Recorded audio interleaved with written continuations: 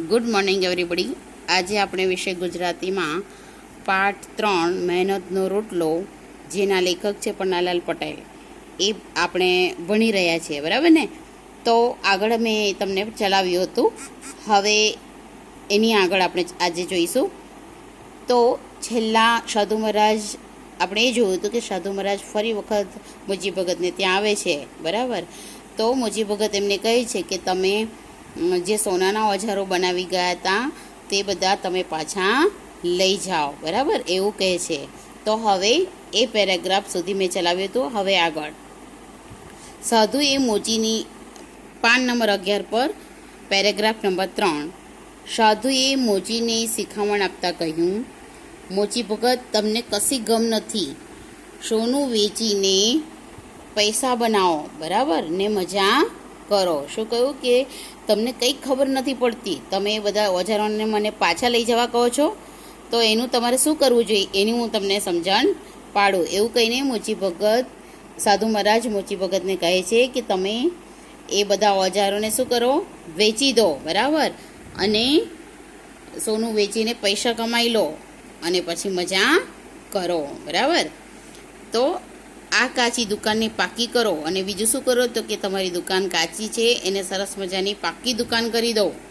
કામ કરનાર માણસો રાખો, અને તમે જાતે કામ કરો છો તો એ ન કરો, અને કામ કરનાર માણસો રાખો, અને બેઠા બેઠા ખાઓ અને લહેર ઉડાવો, અને પછી શાંતિથી બેસીને તમે ખાઓ અને શાંતિથી સુખની લહેર ઉડાવો, બરાબર? સુખેથી બેઠા બેઠા ખાઓ. મોચીએ પૂછ્યું, ભગવાને આ હાથપગ આપ્યા છે એનું શું કરું મહારાજ? તો મોચી ભગતે હવે સાધુ મહારાજને પ્રશ્ન પૂછ્યો કે ભગવાને આપણે જે આ હાથપગ આપે છે એનું આપણે શું કરવું જોઈએ? તો નવાઈ ભર્યા આંખે સાધુ તો મોચી ભગત સામે તાકી જ રહ્યા. હવે મોચીની આ વાત સાંભળીને સાધુ મહારાજને ખરેખર નવાઈ લાગી, આશ્ચર્ય લાગ્યું, બરાબર? આશ્ચર્ય થયું, અને તેઓ સાધુ મહારાજ સામે તાકી રહ્યા, એટલે કે જોઈ રહ્યા કે હું એને આટલી બધી સમજણ પાડું છું, તેમ છતાં એ મને સામે પ્રશ્ન કરે છે કે બેઠા બેઠા ખાવા કરતાં ભગવાને આ હાથપગ આપે છે એને આપણે શું કરવું જોઈએ? તો માટે સાધુ મહારાજને નવાઈ લાગી છે, અને તે મોચી ભગત સામે જોઈ રહે છે. મોચીએ કહ્યું, સાધુ મહારાજ, ભગવાને હાથપગ કંઈ બેઠા બેઠા ખાવા માટે નહીં પણ કામ કરવા આપ્યા છે. હવે મોચી ફરી કહે છે કે સાધુ મહારાજ, આપણને ભગવાને હાથપગ બેઠા બેઠા ખાવા માટે નહીં પણ શું કરવા આપ્યા છે? કામ કરવા આપ્યા છે. એટલે કે બેઠા બેઠા ખાવા માટે, એટલે એ પણ એક રૂઢિપ્રયોગ છે. બેઠા બેઠા ખાવું એટલે કે હાથપગ કોઈ પણ કામ ધંધો ન કરવો, અને બેઠા બેઠા મફતનું અથવા તો હરામનું ખાવું, બરાબર? તો મહેનત કર્યા વિના ખાવું એવો એનો અર્થ થાય છે.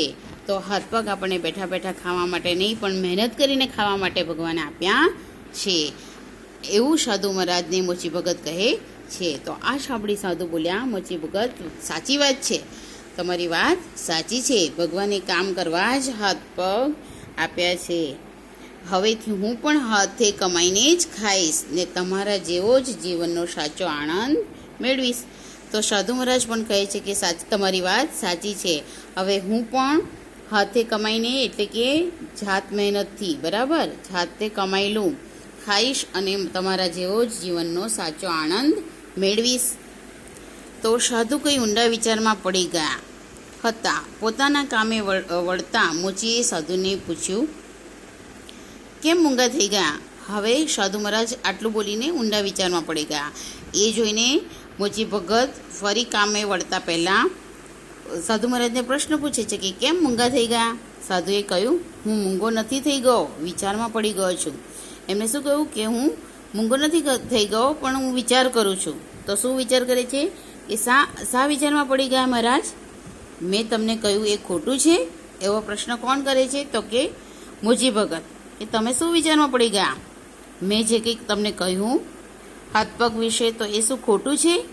તો તમારી વાત નથી, મારી વાત છે. સાધુએ મોચી સામે ગંભીર ભાવે જોઈને કહ્યું કે તમારી વાત નથી, હું તમારી વાત નથી કરતો, તમારા માટે હું વિચારમાં નથી પડી ગયો, હું મારી માટે હું મારા વિશે વિચારું છું. એવું કહીને સાધુએ મોચી સામે ગંભીર ભાવથી જોયું અને કહ્યું, હું પણ નાનું મોટું તપ તો કરું જ છું. જેમ મારી પાસે સોનું બનાવવાનું સાધન છે, છતાં મેં એનો ઉપયોગ મારી જાત માટે કદીએ પણ કર્યો નથી. કે હું પણ નાનું મોટું તપ તો કરું છું, એટલે કે મેં તપ કરવાનું કંઈક મહેનત કરું છું, બરાબર. અને સોનું બનાવવાનું ઓજાર એટલે કે જે પારસમણી એની પાસે હતો એની વાત કરે છે. તો એનો ઉપયોગ મેં મારી જાત માટે એટલે કે મારા પોતાના માટે અથવા તો મારા પોતાના લાભ માટે કદી પણ કર્યો નથી. ભિક્ષા માગીને પેટનો ખાડો પૂરું છું, બરાબર. તો મેં મારી જાત માટે એનો લાભ માટે એનો ઉપયોગ નથી કર્યો અને હું ભિક્ષા માગીને જ પેટનો ખાડો પૂરું છું. એટલે પેટનો ખાડો પૂરો એ પણ એક રૂઢિપ્રયોગ છે. એટલે કે રોજીરોટી મેળવીને રોજીરોટી મેળવવી, બરાબર, એવો એનો અર્થ થાય. પણ આજે તારી આ ભિક્ષાનો જે ગર્વ મારામાં હતો તે પણ ગાળી નાખ્યો છે. હવે એના માટે મને ગર્વ હતો, બરાબર. ભિક્ષા માગીને હું ખાઉં છું અને પારસમણીનો ઉપયોગ કરતો નથી, એના માટે મને ગર્વ હતો, એટલે કે અમારામાં અભિમાન હતું. પરંતુ તે અભિમાન પણ તે આજે દૂર કરી નાખ્યું છે. તો આજથી તમે મારા ગુરુ, એવું કહીને સાધુ મહારાજ મોચી ભગતને શું કહે છે કે તમે આજથી મારા ગુરુ છો ને આજથી હું તમારો